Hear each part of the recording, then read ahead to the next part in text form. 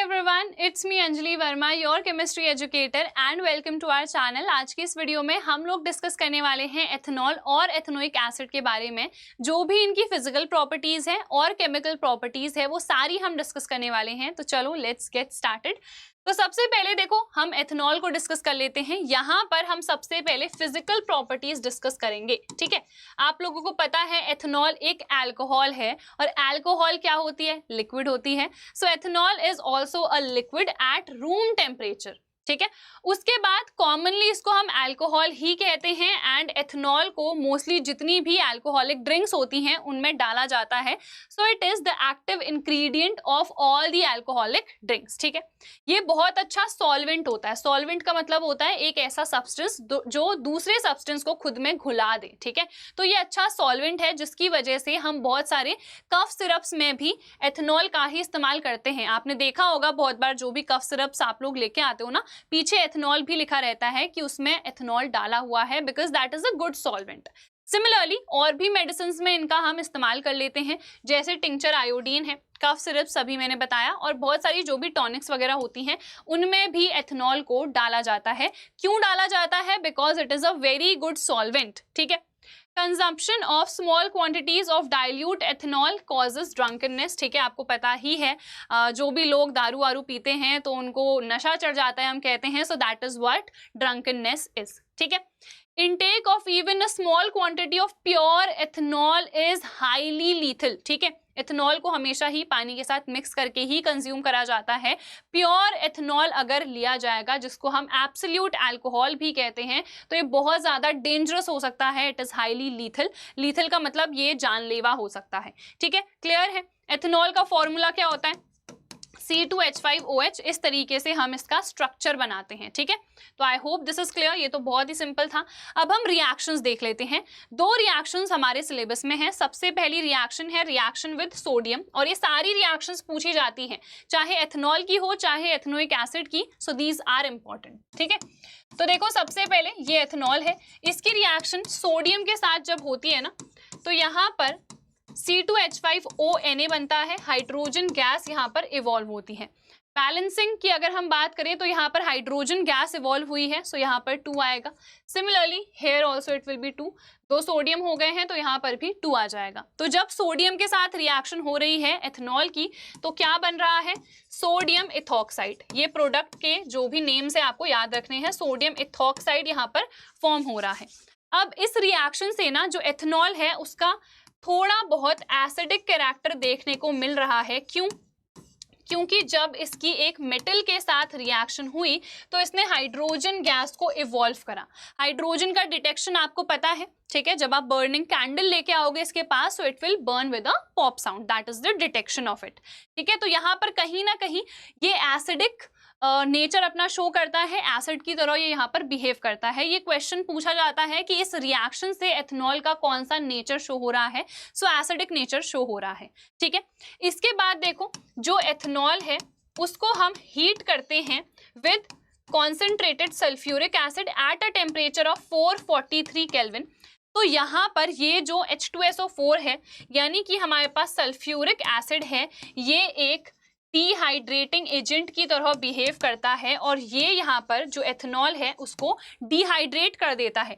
Dehydrate कर रहा है यानी कि पानी के मॉलिक्यूल्स को खुद में से रिमूव कर रहा है। तो यहाँ पर ये किस में बदल जाता है? ये इथीन में बदल जाता है।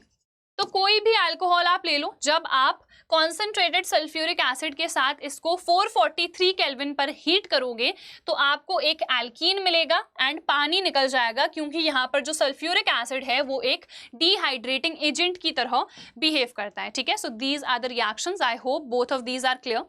इसके बाद देखो एथेनॉल को तो हम पी सकते हैं बट मेथनॉल को तो हम पी ही नहीं सकते हैं किसी भी तरीके से नहीं। जैसे यहाँ पर हम डाइल्यूट एथेनॉल यानी कि जब आप इसको पानी में मिलाते हो तब पी सकते हो, ड्रंकननेस क्रिएट होगी, बट यहाँ पर आप डाइल्यूट में भी नहीं पी सकते हो मेथनॉल को। बहुत कम अमाउंट भी नहीं पी सकते हो क्योंकि ये बहुत डेंजरस होता है। जब हम मेथनॉल को पीते हैं तो हमारे लिवर में ये ऑक्सीडाइज हो जाता है मिथेनल में, और फर्दर ये हमारे जो भी सेल्स होते हैं बॉडी के उसके साथ रिएक्ट करता है बहुत रैपिडली और हमारी जो सेल्स हैं उनको खराब करता है, ठीक है। तो इसीलिए मेथनॉल का जो पीना है, चाहे डाइल्यूट नेचर में हो चाहे स्मॉल क्वांटिटीज में हो, that that can even cause death. ठीक है, क्लियर है? चलिए आगे बढ़ जाते हैं। अब हम देख रहे हैं next topic which is denaturation of alcohol. Denaturation का मतलब है कि अल्कोहल में हम कुछ ऐसी चीजें डाल दे रहे हैं सो दैट ये जो अल्कोहल है ये अनफिट हो जा रहा है ड्रिंकिंग के लिए, फिर ये पीने लायक नहीं बच रहा है। Ethanol is an important industrial solvent, अभी हमने देखा बहुत अच्छा सॉल्वेंट है, इंडस्ट्रीज में इसका यूज करा जाता है।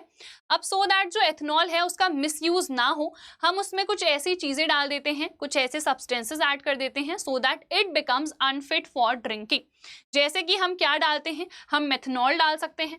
आपने अभी देखा कि methanol can even cause death, तो एक पॉइजन की तरह बिहेव कर रहा है, it is a poisonous substance. इसके अलावा हम डाइस भी डाल सकते हैं सो दैट उसमें कलर आ जाए एंड पता चल जाए कि हाँ ये पीने लायक नहीं है। ठीक है, इसके अलावा हम कॉपर सल्फेट डाल सकते हैं क्योंकि ये ब्लू कलर का होता है। ठीक है, हम पिरिडीन भी डालते हैं सो दैट इसमें से बुरी स्मेल आने लगे एंड पता चल जाए कि हाँ ये पीने लायक अल्कोहल बिल्कुल नहीं है। ठीक है, क्लियर हो गया? सो इसी को हम डिनैट्यूरेटेड अल्कोहल कहते हैं and this process of adding different substances to ethanol or to any alcohol to make it unfit for drinking, this process is known as denaturation of alcohol. I hope it is clear. आप copper sulfate को डाल सकते हो to give it color, pyridine को डाल सकते हो to give it a bad smell. ठीक है, so that पता चल जाए कि हाँ ये पीने लायक तो नहीं है, ये खराब है, this is unfit for drinking. Clear? Alcohol को हम एज अ फ्यूल भी यूज कर सकते हैं, पेट्रोल में एज एन एडिटिव भी इसको डाला जाता है, क्योंकि जब हम अल्कोहल को डालते हैं, ठीक है, तो जैसे ही ये जो अल्कोहल है, ठीक है, ये जब रिएक्ट कर रहा है तो ये सिर्फ CO2 और पानी ही प्रोड्यूस करता है, और जो हमारे पास नाइट्रोजन या सल्फर के ऑक्साइड्स हैं वो प्रोड्यूस नहीं हो रहे हैं, और वो आपको पता है पल्यूटेंट्स होते हैं, जबकि ये पल्यूटेंट नहीं होते हैं। ठीक है, some countries now use alcohol as an additive in petrol since it is a cleaner fuel. ठीक है, क्लीनर क्यों है? क्योंकि यहाँ पर नाइट्रोजन या सल्फर के ऑक्साइड्स प्रोड्यूस नहीं हो रहे हैं, सिर्फ कार्बन डाइऑक्साइड या फिर पानी ही प्रोड्यूस हो रहा है। ठीक है, on it's burning in sufficient air. यहाँ पर सफिशिएंट एयर का क्या मतलब है कि कंप्लीट कंबशन होना चाहिए, और ये चीज हमने पहले भी पढ़ी है। ठीक है, देन जो शुगर केन जूस होता है उसका हम यूज करते हैं to prepare the molasses, and further इसका हम फर्मेंटेशन करते हैं, इट इज फर्मेंटेड, एंड ये हमें अल्कोहल यानी कि एथनॉल दे देता है। तो आई होप ये दोनों टॉपिक्स भी क्लियर होंगे, दीज आर वेरी सिंपल। यहाँ पर देख लो, अनफिट फॉर कंजम्पशन बनाने के लिए हम डाल सकते हैं CuSO4 को, ये कलर दे देता है, मोस्टली ब्लू कलर देता है CuSO4 ऑब्वियसली, एंड अल्कोहल के साथ हमने और क्या डाला है, दिस इज पिरिडीन। ठीक है, पिरिडीन का स्ट्रक्चर है, ये हमें ओडर देता है, हमें नहीं, ये अल्कोहल को ओडर देता है, एंड हमें पता चल जाता है कि this is not good for drinking और कंजम्पशन। ये है डिनैट्यूरेटेड अल्कोहल, क्लियरली आपको दिख रहा है ब्लू है, विच मीन्स इसमें कॉपर सल्फेट या कोई डाई हमने डाल रखी है। ठीक है, चलिए अब हम आ जाते हैं एथेनोइक एसिड में। तो यहाँ पर आपको पता है एथेनोइक एसिड का फॉर्मूला क्या होता है, सो इट इज CH3COOH। इसी को हम एसेटिक एसिड भी बोलते हैं, एथेनोइक एसिड या फिर एसेटिक एसिड। ठीक है, तो यहाँ पर अगर हम एसिटिक एसिड की बात करें, इसका जो 5 से 8% सोल्यूशन होता है पानी में, इसको हम विनेगर बोलते हैं, और विनेगर का इस्तेमाल हम घर में काफ़ी ज़्यादा करते हैं, एज अ प्रिजर्वेटिव भी हम इस्तेमाल करते हैं इन पिकल्स। इसके अलावा आपको पता है चाउमीन वगैरह में भी हम काफ़ी ज़्यादा विनेगर का इस्तेमाल करते हैं। सो विनेगर इज एसिडिक। ठीक है, विनेगर का कॉम्पोजिशन पूछा जाएगा, so that is ethanoic acid, this is it's formula.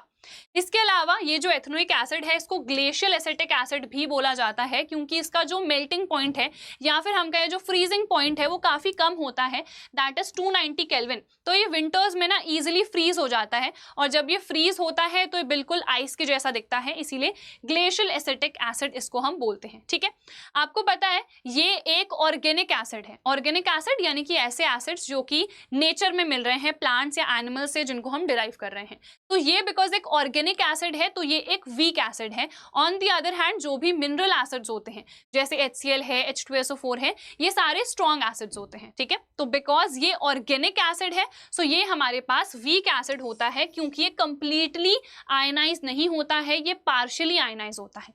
ठीक है, अब आती है esterification reaction, this is important. ठीक है, इसका नाम एस्टरिफिकेशन रिएक्शन इसलिए है क्योंकि इस रिएक्शन से एस्टर बनता है। तो यहाँ पर जो हमारे पास एथेनोइक एसिड है या फिर कोई सा भी कार्बोक्सिलिक एसिड, उसकी रिएक्शन होती है एक अल्कोहल के साथ in the presence of an acid. कोई सा भी एसिड यहाँ पर हो सकता है, जनरली H2SO4 ही होता है। तो यहाँ पर जब अल्कोहल और कार्बोक्सिलिक एसिड आपस में रिएक्ट करते हैं तो यहाँ पर पानी निकलता है, ठीक है। तो विच मीन्स यहाँ पर कहीं ना कहीं ये एक डिहाइड्रेटिंग एजेंट की तरह बिहेव कर रहा है, ऑल्सो यहाँ पर ये कैटलिस्ट की तरह भी बिहेव करता है, ये इस रेट ऑफ रिएक्शन को इंक्रीज करता है, ठीक है। अब यहाँ पर एस्टर बनता है, देखो कैसे, CH3COO C2H5। देखो यहाँ पर से ये H निकला, ठीक है, यहाँ पर से ये OH निकला, ये यहाँ पर आके जुड़ गया HOH यानी कि H2O बाहर निकल गया, ठीक है। ये जो बना ये क्या है, एक एस्टर है और इसका नाम क्या है, इसका नाम है इथाइल इथेनोएट। नाम क्या है इसका, इथाइल इथेनोएट, ठीक है। तो यहाँ पर जब भी एक अल्कोहल की रिएक्शन हुई कार्बोक्सिलिक एसिड के साथ, so water gets removed and an ester is formed. यहाँ पर इस एस्टर का नाम है इथाइल इथेनोएट। इथाइल एसीटेट भी हम इसको बोल सकते हैं, दैट इज ऑल्सो करेक्ट, क्योंकि ये एसिटिक एसिड भी कहलाता है, ठीक है। तो यहाँ पर ये एस्टर बन गया। अब ये जो एस्टर्स होते हैं ना, ये काफी स्वीट स्मेलिंग सब्सटेंसेस होते हैं, ठीक है, बहुत अच्छी सी इनकी खुशबू होती है, स्वीट स्मेलिंग सब्सटेंसेस हैं, जिसकी वजह से इन एस्टर्स का यूज हम लाइक जो आइसक्रीम्स हैं उनमें करते हैं, वो भी तो स्वीट स्मेलिंग होती हैं, परफ्यूम्स हैं उनमें भी हम एस्टर्स का इस्तेमाल करते हैं। तो I hope this is clear. अब हम आगे आ जाते हैं, ये है हमारे पास रिएक्शन, देखो यहाँ पर ये है हमारे पास एथनोइक एसिड, ये है अल्कोहल, ठीक है, एथनॉल। रिएक्शन हुई कॉन्सेंट्रेटेड H2SO4 की प्रेजेंस में, ये यहाँ पर एक डिहाइड्रेटिंग एजेंट की तरह भी बिहेव कर रहा है और एक कैटलिस्ट की तरह भी बिहेव कर रहा है। यहाँ पर बना एस्टर और यहाँ पर पानी रिमूव हो गया, ठीक है। एस्टर स्वीट स्मेलिंग सब्सटेंसेस हैं, आप इनका इस्तेमाल परफ्यूम्स में, फ्लेवरिंग एजेंट्स में, आइसक्रीम्स में, इन सब में कर सकते हो। फिर आती है सेपोनिफिकेशन रिएक्शन। देखो इस रिएक्शन का नाम एस्टरिफिकेशन क्यों था, क्योंकि यहाँ पर एस्टर बना। इसका नाम सेपोनिफिकेशन रिएक्शन क्यों है, क्योंकि यहाँ पर सोप बनते हैं। अब क्या है ये रिएक्शन देख लेते हैं। ये जो एस्टर यहाँ पर बना CH3COO C2H5, जब इसकी रिएक्शन एक एल्कली के साथ हम करा देंगे, जैसे हम NaOH के साथ करा सकते हैं या KOH के साथ करा सकते हैं, ठीक है। तो जब ये एक एल्कली के साथ रिएक्ट करता है ना, तो यहाँ पर एक प्रोडक्ट बनेगा CH3COONA, दूसरा बनेगा C2H5OH, विच मीन्स ये एस्टर जिस अल्कोहल से बना था वो अल्कोहल हमको वापस मिल जाता है और यहाँ पर हमको सोडियम सॉल्ट मिलता है ऑफ दैट कार्बोक्सिलिक एसिड, जिस कार्बोक्सिलिक एसिड से मिलके ये एस्टर बना था, ठीक है। विच मीन्स बेसिकली जिनसे भी मिलके ये बना था एस्टर, वो हमें वापस मिल गए। उस कार्बोक्सिलिक एसिड का सोडियम सॉल्ट मिल गया और यहाँ पर वो अल्कोहल हमें एज इट इज वापस मिल गया। इसका नाम क्या है, so this is sodium ethanoate. देखो कंफ्यूज नहीं होना है, ये सोडियम इथेनोएट है या फिर इसको आप सोडियम एसीटेट भी बोल सकते हो। और अभी हमने पहले देखा था C2H5ONA, दैट वाज डिफरेंट। ये क्या था, सोडियम इथॉक्साइड था, ये सोडियम इथेनोएट है। बहुत सारे बच्चे इनके नेम्स में कंफ्यूज होते हैं, आपको कंफ्यूज नहीं होना है, you have to remember the correct name, ठीक है। ये क्या है, सोडियम इथेनोएट या सोडियम एसीटेट। ये था सोडियम इथॉक्साइड, ये तब बना था जब अल्कोहल की रिएक्शन हुई थी सोडियम के साथ, ठीक है। और ये कार्बोक्सिलिक एसिड के साथ जुड़ा हुआ है, तो सोडियम इथेनोएट है इसका नाम, ठीक है। अब देखो ये जो सोडियम सॉल्ट बना है ना कार्बोक्सिलिक एसिड का, बेसिकली इसी को हम सोप बोलते हैं। सोप की डेफिनेशन ही यही होती है दैट इट इज सोडियम और potassium salt of long chain carboxylic acid, ठीक है। यहाँ पर भले ही लॉन्ग चेन नहीं है, बट जब भी ये एस्टर लॉन्ग चेन वाला होगा तो यहाँ पर हमें एक लॉन्ग चेन वाला ही कार्बोक्सिलिक एसिड मिलेगा, जिसकी वजह से हम एक जनरली बात करें, ठीक है, जनरल रिप्रेजेंटेशन अगर देखें तो सोप का यही होता है RCOONA। ये R हमारे पास लॉन्ग चेन होती है, बस डिफरेंस यही रहता है। अदरवाइज देखो यही तो कॉम्पोजिशन है ना, ये R है, एल्काइल है, COONA। तो यहाँ पर बेसिकली इस रिएक्शन से सोप प्रिपेयर हो रहा है, जिसकी वजह से इसको हम सेपोनिफिकेशन रिएक्शन कहते हैं। तो जस्टिफिकेशन भी आप लोगों से पूछा जाता है that why this reaction is known as a saponification reaction. तो क्यों कहते हैं, बिकॉज यहाँ पर सोप प्रिपेयर हो रहा है। सोप क्या होता है, सोडियम या पोटेशियम सॉल्ट होता है लॉन्ग चेन कार्बोक्सिलिक एसिड का। क्लियर है, चलो आगे बढ़ जाते हैं। रिएक्शन विद अ बेस, देखो ये एसिटिक एसिड है या एथनोइक एसिड है, तो जब भी ये बेस के साथ रिएक्ट करेगा तो आपको पता है क्या बनेगा, सॉल्ट और पानी, क्योंकि न्यूट्रलाइजेशन रिएक्शन दिखाएगा। तो सॉल्ट कौन सा बनेगा, CH3COONA और H2O फॉर्म हो जाएगा। ये क्या था, अभी देखा था सोडियम इथेनोएट या सोडियम एसीटेट, ठीक है। चलो उसके बाद देखो ये हमारे पास जो एथेनोइक एसिड है ये रिएक्ट करेगा मेटल कार्बोनेट्स या मेटल हाइड्रोजन कार्बोनेट्स के साथ, तभी भी आपको पता है कि 3 ही प्रोडक्ट्स यहाँ पर फॉर्म होंगे। क्या है वो 3 प्रोडक्ट्स? सॉल्ट, पानी और H2O एंड CO2। तो ये चीज़ें हमने पहले भी देख रखी थी। कोई भी एसिड जब भी किसी मेटल कार्बोनेट या मेटल हाइड्रोजन कार्बोनेट के साथ रिएक्ट करता है सो 3 प्रोडक्ट्स बनते हैं, सॉल्ट, H2O एंड CO2। तो यहाँ पर भी वही बनेंगे। सॉल्ट ऑब्वियसली सोडियम एसिटेट होगा, then is the formation of water and CO2. Same goes over here as well, sodium acetate, water and CO2. अब ये वाली हमारे पास बैलेंस्ड नहीं है तो इसको हम बैलेंस कर लेते हैं, ठीक है। तो दिस इज बैलेंस नाउ। तो आई होप ये क्लियर हो गई होंगी आपको ये तीनों ही रिएक्शंस। यहाँ पर सॉल्ट, H2O एंड CO2 बन रहे हैं दोनों रिएक्शंस में, और यहाँ पर सिंपली सॉल्ट और पानी बन रहा है। ये रिएक्शन एक न्यूट्रलाइजेशन रिएक्शन है, ठीक है। चलो, तो हमने देखो सारे टॉपिक्स देख लिए हैं, बस इतना ही है एथेनॉल और एथेनोइक एसिड में, और ये दोनों बहुत इंपॉर्टेंट है। जितनी रिएक्शंस हमने देखी हैं, बीट saponification, esterification, reaction of ethanol with sodium या फिर उसका डिहाइड्रेशन, ये सब कुछ इंपॉर्टेंट है। ये 5 नंबर के एक क्वेश्चन में, सिंगल क्वेश्चन में आ जाते हैं XYZ टाइप क्वेश्चंस में, तो आपको सारी रिएक्शंस अच्छे से याद करनी है, ठीक है। चलो, अब यहाँ पर जो NCERT इंटेक्स एक्सरसाइज के क्वेश्चंस हैं उनको देख लेते हैं। How would you distinguish experimentally between an alcohol and a carboxylic acid? तो देखो अभी हमने देखा था किसी भी कार्बोक्सिलिक एसिड की रिएक्शन जब मैं सोडियम हाइड्रोजन कार्बोनेट के साथ करूंगी ना, तो उस केस में CO2 गैस प्रोड्यूस होगी, जिसको हम इजीली डिटेक्ट कर सकते हैं क्योंकि it comes out with brisk effervescence या फिर लाइम वाटर को मिल्की टर्न करती है। जबकि अगर मैं अल्कोहल की बात करूं, सो जो अल्कोहल है ना वो सोडियम हाइड्रोजन कार्बोनेट के साथ रिएक्ट नहीं करता है, जिसकी वजह से ये ऑब्वियसली CO2 गैस को प्रोड्यूस नहीं करेगा। तो इस तरीके से एक्सपेरिमेंटली हम इन दोनों में इजीली डिफरेंशिएट कर सकते हैं। क्लियर है? चलो, what are oxidizing agents? Very simple. Oxidizing agents are the substances that are basically used to oxidize some other substance, या फिर हम कह सकते हैं ये ऐसे substances हैं that undergo reduction, ठीक है। इनका खुद का रिडक्शन होता है बट ये दूसरे सब्सटेंस को क्या करते हैं? ऑक्सीडाइज करते हैं। एग्जाम्पल्स भी हैं हमारे पास, जैसे हमने अभी पढ़ा था ऑक्सीडेशन जब होता है अल्कोहल का इनटू कार्बोक्सिलिक एसिड, तो हम अल्कलाइन KMnO4 का यूज़ करते हैं, या फिर हम एसिडिफाइड K2Cr2O7 भी ले सकते हैं, ठीक है। HNO3 भी हमने पढ़ रखा है 3rd चैप्टर में कि ये भी एक स्ट्रॉन्ग ऑक्सीडाइजिंग एजेंट होता है। तो ये सारे ऑक्सीडाइजिंग एजेंट्स हैं, और डेफिनेशन क्या है? These are the substances that basically oxidize the other substance, और we can say that these substances undergo reduction, ठीक है, to oxidize the other substance। तो यार पूरा ये जो चैप्टर है, नॉट चैप्टर एक्चुअली, ये जो पूरा टॉपिक है एथेनॉल और एथेनोइक एसिड का, ये हमने अच्छे से कर लिया है। जो भी इंटेक्स एक्सरसाइज के क्वेश्चंस थे वो भी हमने कर लिए हैं। एक लास्ट टॉपिक बचा है सोप्स एंड डिटर्जेंट्स का, जहाँ पर हम मिसल फॉर्मेशन को अच्छे से पढ़ते हैं, तो वो भी हम जल्द ही कंप्लीट कर देंगे। So that is it for this lecture. I hope यार ये लेक्चर आप लोगों को काफ़ी ज़्यादा पसंद आया होगा। हम लोग मिलेंगे हमारे नेक्स्ट लेक्चर में, तब तक यार अपना ख्याल रखना। इस वीडियो को लाइक कर देना, शेयर कर देना अपने दोस्तों के साथ, एंड डेफिनेटली सब्सक्राइब कर लेना हमारे चैनल को। चलो नेक्स्ट वीडियो में मिलते हैं, बाय बाय।